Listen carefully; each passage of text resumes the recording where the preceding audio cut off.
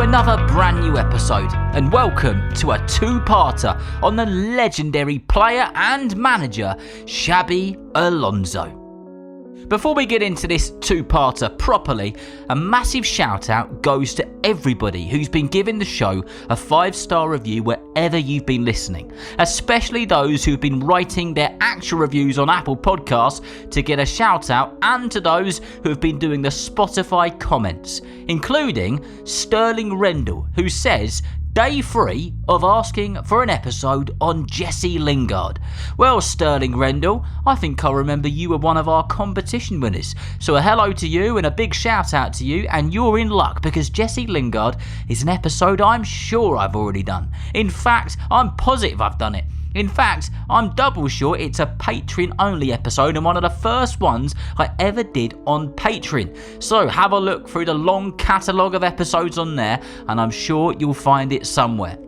The next one is from Regis Wu, who says, Day 4, this is a bit of a theme, isn't it, of asking for a shout out on Football for Kids, as it's almost my birthday and I'm turning 9 years old on the 10th of December.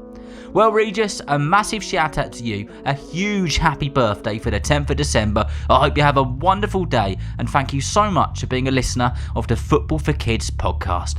And lastly, I've got one that says, Hi, I'm Joel. I live in Spain and I play for CD Benegalbon. Can you give a shout out to my friend Gabby? Thanks, from Joel. Well, Joel, a massive shout out to you and Gabby and everybody in your football team. Thank you so much for being a listener of the podcast. Right then, let's get into it, shall we? Let's talk about Xabi Alonso. And his story started on a crisp November morning in 1981 in Spain, when he was born and would go on to be named as Xabi Alonso. But the football world would simply know him as Xabi when he was playing anyway. For the first 6 years of his life, Xabi lived in Barcelona, but soon his family moved north to the beautiful city of San Sebastián. This is where his story truly takes shape. Imagine golden beaches, blue waves and a young Xabi playing football on the soft sand of Playa de la Concha. Not a stadium, not a training centre, just a beach, a ball and an endless imagination.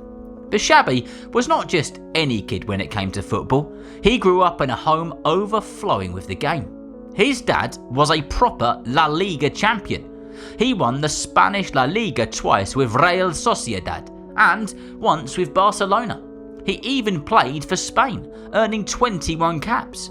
So Xabi and his older brother Mikel weren't just watching football on the telly, they were at training grounds, kicking balls on the sidelines and picking up tricks while their dad was at work.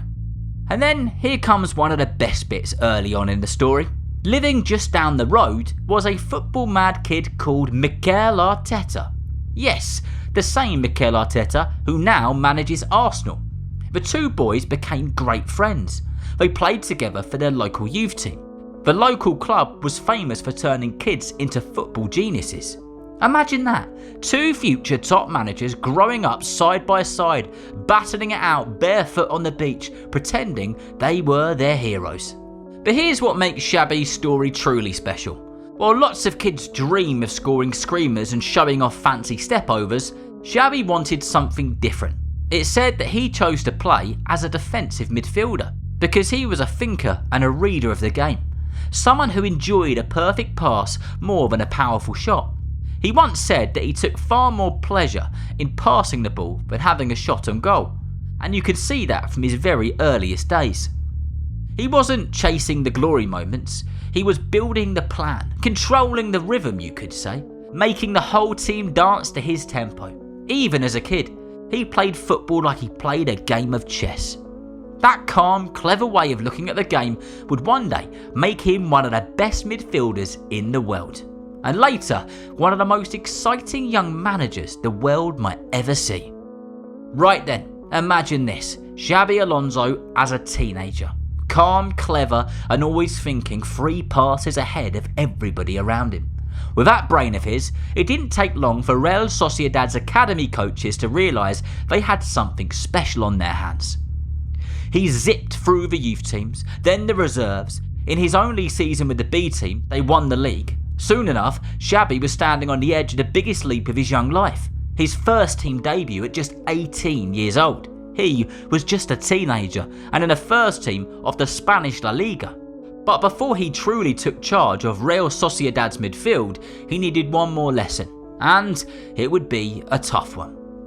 He was sent on loan to Eibar for the 2000 to 2001 season. Trust me, it wasn't glamorous, it was not easy, but it was proper football. Hard games, big tackles, crowds right on top of you. Exactly the kind of place where a young midfielder grows up fast. And Xabi did exactly that.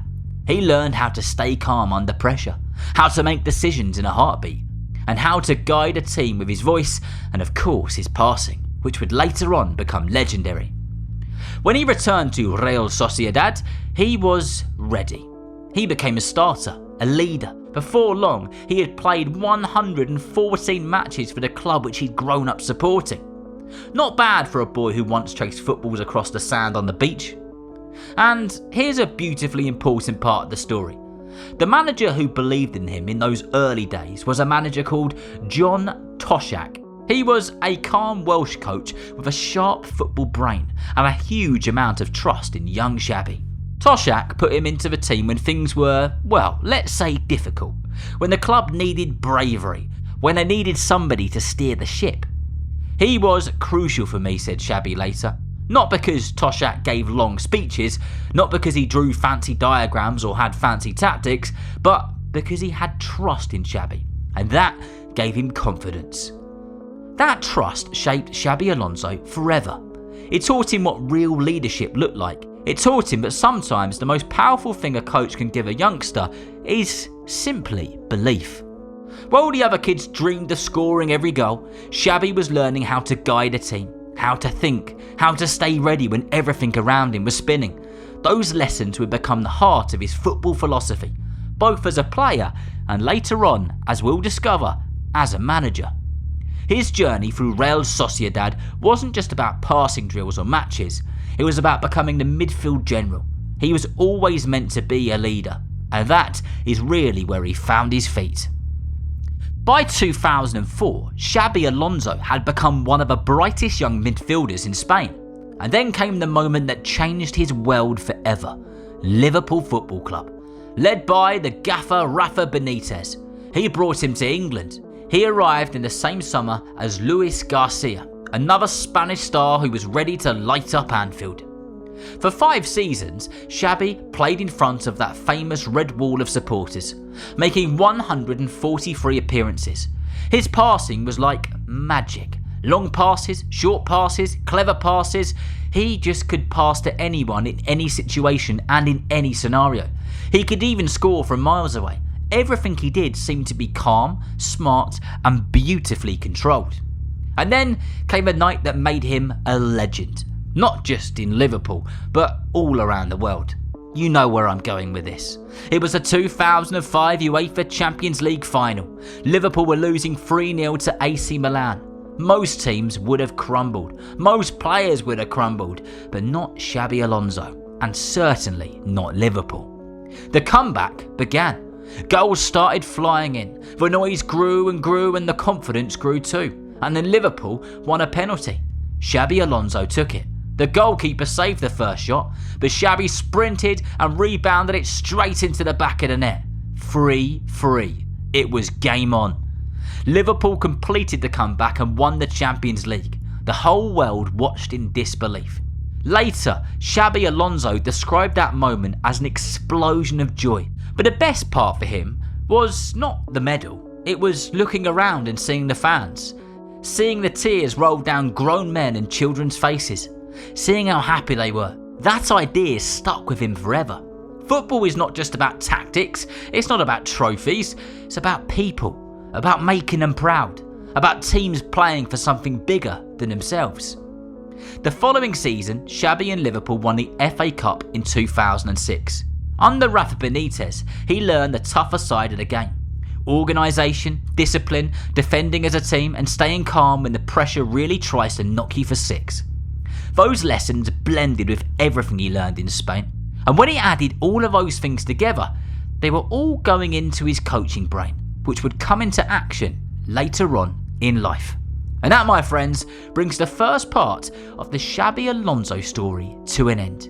An absolute legend of the game, both as a player and as a manager. In the next episode, we'll follow his journey to Real Madrid, Bayern Munich, and finally into the world of management, where he becomes one of the most exciting young coaches in football today.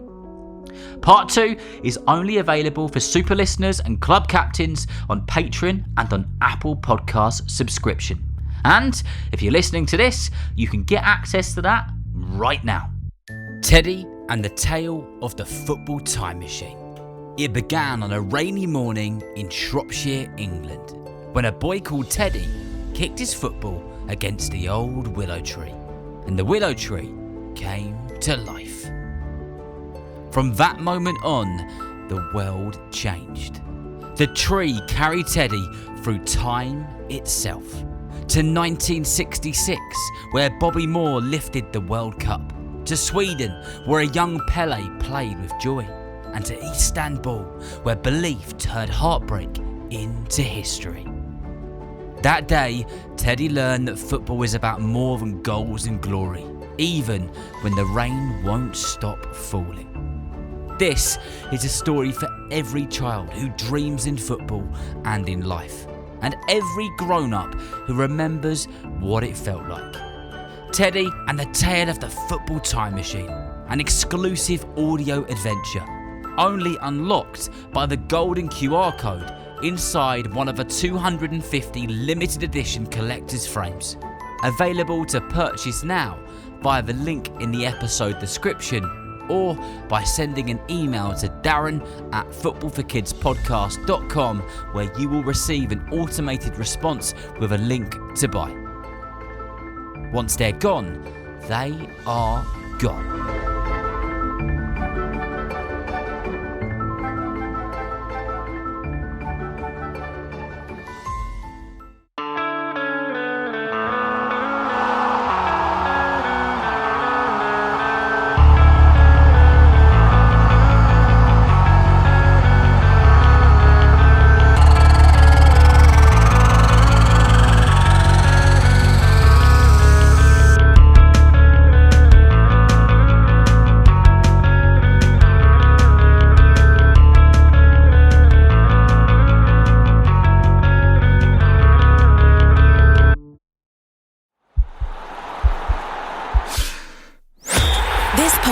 Is part of the Sports Social Podcast Network.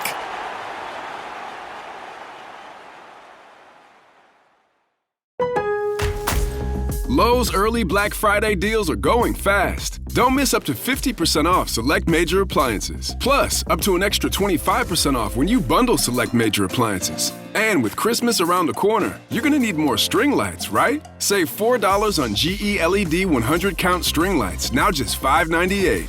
Lowe's, we help, you save. Valid through 12/3. Selection varies by location. Select locations only while supplies last. See Lowe's.com for more details.